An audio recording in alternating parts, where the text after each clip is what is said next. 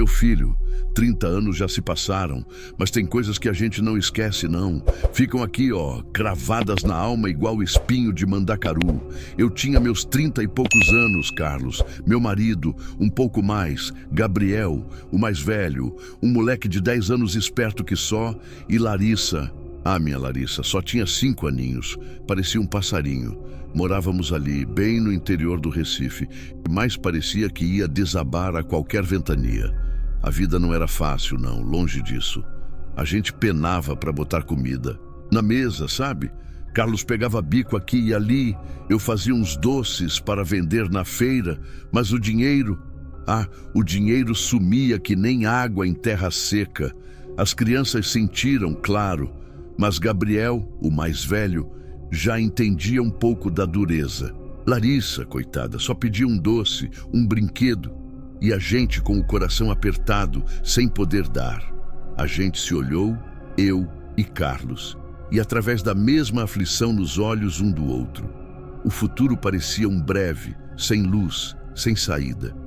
A gente rezava, pedia a Deus uma solução, qualquer coisa para sair daquela miséria que estava engolindo a gente.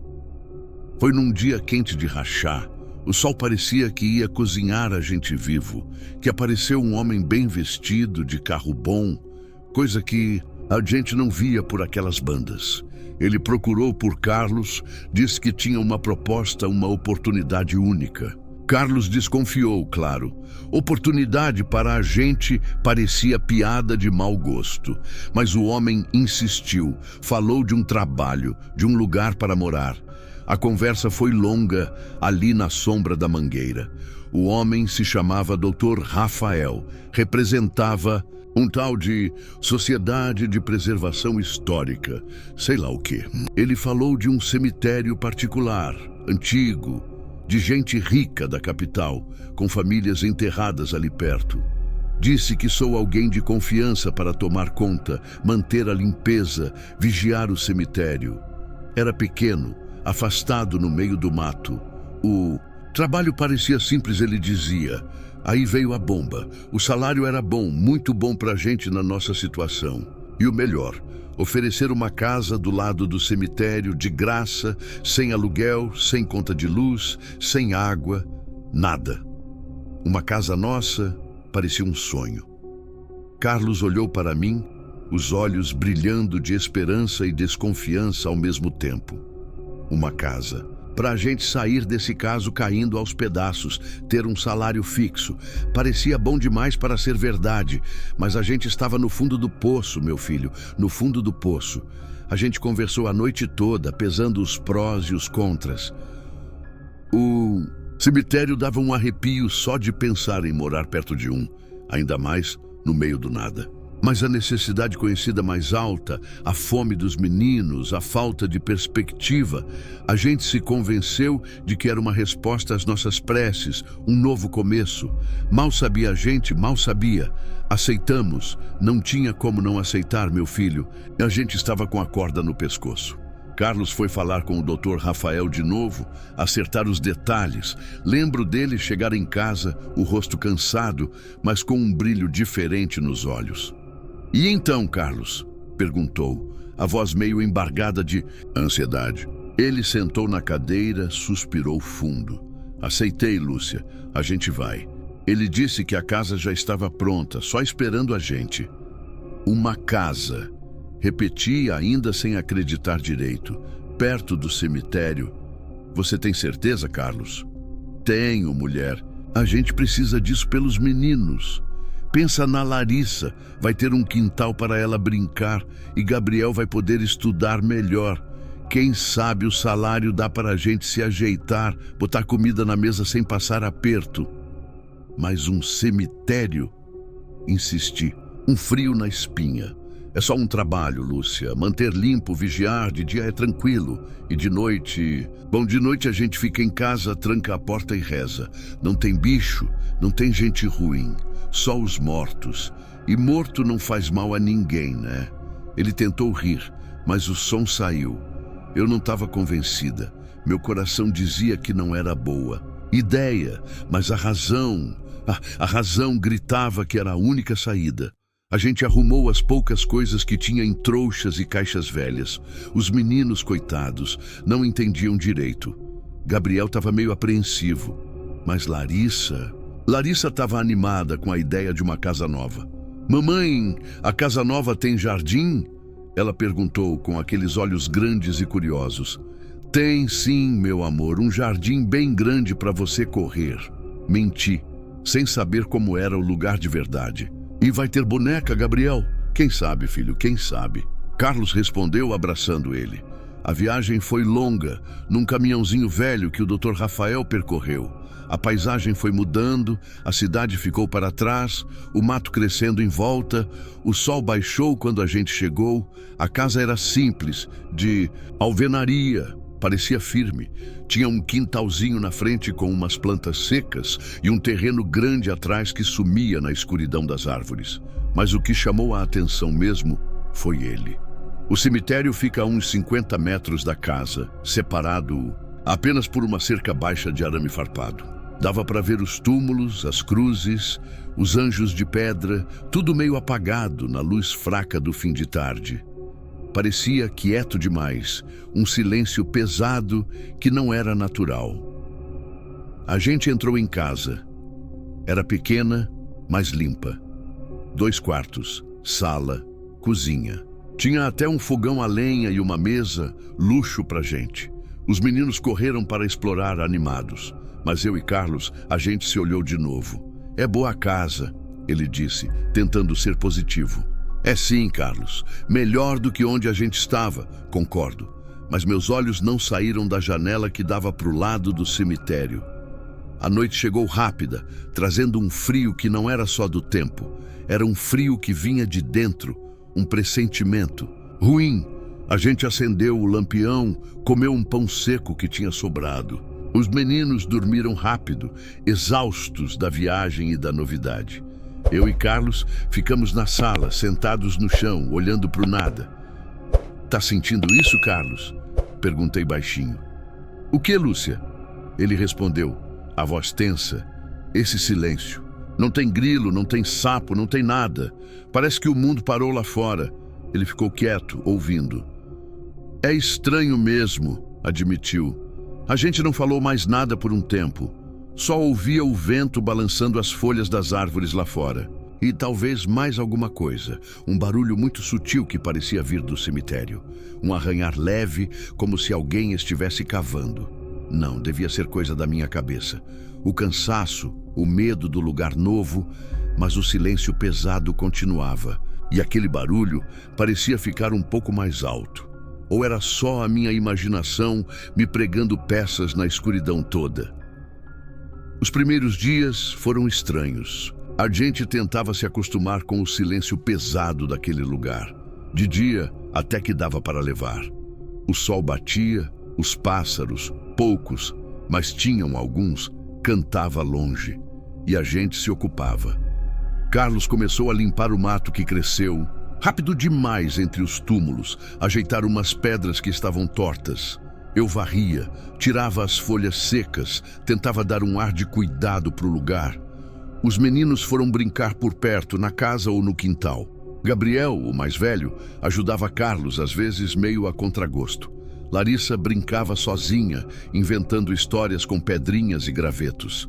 A gente tentava manter uma rotina normal, fazer as refeições na hora certa, contar histórias para os meninos antes de dormir. Mas a sombra do cemitério estava sempre ali, uma presença muda, mais forte. O Dr. Rafael apareceu uma vez para ver se estava tudo certo, olhou o serviço de Carlos, conversou um pouco, pagou a primeira quinzena adiantada. A gente ficou aliviado com o dinheiro na mão, mas a conversa com ele sempre era curta, meio fria. Ele parecia ter pressa de ir embora. Foi numa tarde, o sol já queria se pôr, que a gente estava limpando uma parte mais antiga do cemitério, lá para o fundo, perto do muro. As lápides ali eram mais gastas, os nomes quase apagados pela chuva e pelo sol. Carlos estava tirando umas ervas aparentemente de um túmulo e eu varrendo em volta. Olha isso, Lúcia, essa pedra está quase ilegível, ele disse passando a mão sobre a lápide. Eu me aproximo. Me abaixei para ver melhor. A pedra era escura, com musgo nos cantos. Passei a mão também, tentando sentir as letras gravadas. Dava para ver algumas. Maria da Silva. Começamos a ler. A data falecida embaixo era de 1975. Fazia mais de 20 anos, né, Carlos? Carlos ficou quieto. Olhou para a lápide e depois para mim. O rosto dele ficou pálido de repente. 1975, ele murmurou, como se os dados não fizessem sentido. Eu continuo limpando, mas uma sensação estranha começou a subir pela minha espinha. O nome, Maria da Silva, e a data, 1975. Por que Carlos ficou assim? Eu olhei para a lápide do lado, era igual. José Antônio Ferreira, Carlos falou, a voz agora num sussurro. José Antônio Ferreira, falecido em 1975. Uma sensação de medo se intensificou quando Carlos começou a olhar para as lápides. Seu rosto estava pálido, os olhos arregalados, como se tivesse visto um fantasma. Ele estava claramente desconcertado, mas não conseguia desviar o olhar. Lúcia, você não percebeu? Ele sussurrou, ainda sem acreditar. Eu olhei para ele, tentando entender o que estava acontecendo. Não entendi, Carlos. O que você está dizendo? Ele apontou para as lápides, tremendo. Maria da Silva e José Antônio Ferreira. As datas não fazem sentido. Foi então que a verdade começou a se revelar lentamente, como se as sombras ao redor do cemitério começassem a ganhar vida. O que estava acontecendo ali não era apenas coincidência. O casal de bom coração, Maria e Antônio, que havia nos ajudado anos atrás, estavam mortos há mais de 20 anos.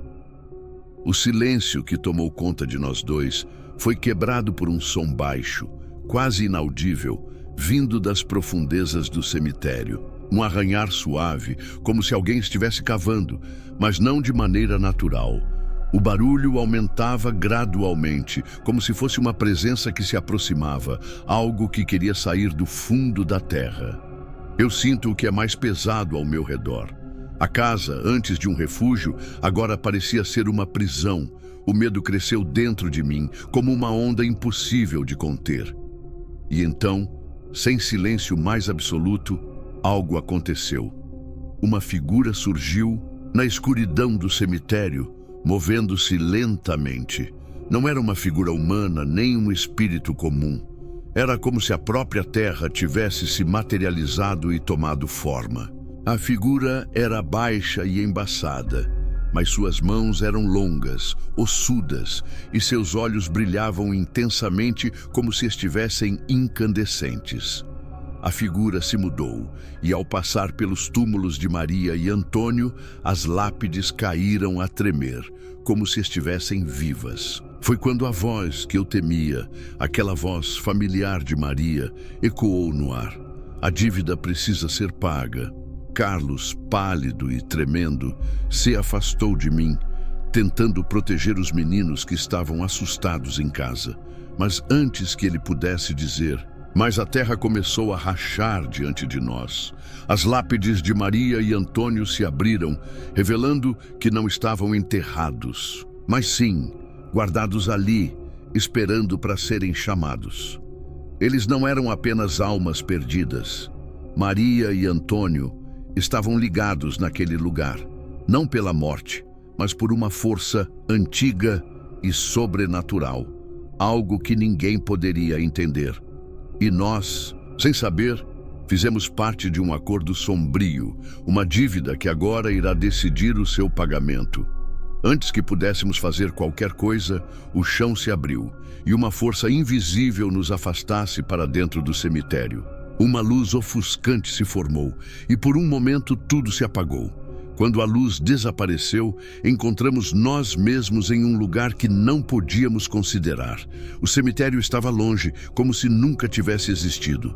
Maria e Antônio, agora em sua verdadeira forma, estavam diante de nós. Não eram mais as figuras bondosas que nos ajudaram, mas entidades que se aliaram para cobrar algo que nós não sabíamos que devíamos. O que aconteceu naquela noite? Bem, ninguém sabe ao certo, Maria e Antônio, ou o que quer que tenha sido deles, nunca mais apareceu. Fomos embora no outro dia daquele lugar, mas, a cada noite, quando o vento sopra e as árvores balançam, a sensação de que a dívida ainda não foi paga. Continua. Não deixe de compartilhar sua opinião nos comentários. Se essa história te deixou com a espinha arrepiada, deixe seu like, se inscreva no canal e ative o sininho para não perder nenhuma lenda. Até a próxima!